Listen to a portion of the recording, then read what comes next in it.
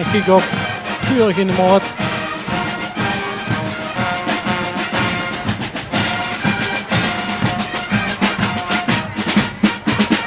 Wielren.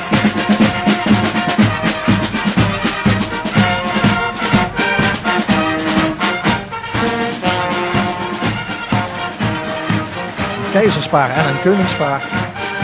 Jan en Maria Simon en Giel en Mario Blom. Dit zien Jan en Maria. En dit zien Giel en Mario. Een grote vereniging wielren. Een prachtig korps. En ik sprak vanmorgen toevallig Alex Ritsen van deze schutterij. Ik zei, wat zou je het mooi zien om volgend jaar in wielren de Naald Limburger te vieren.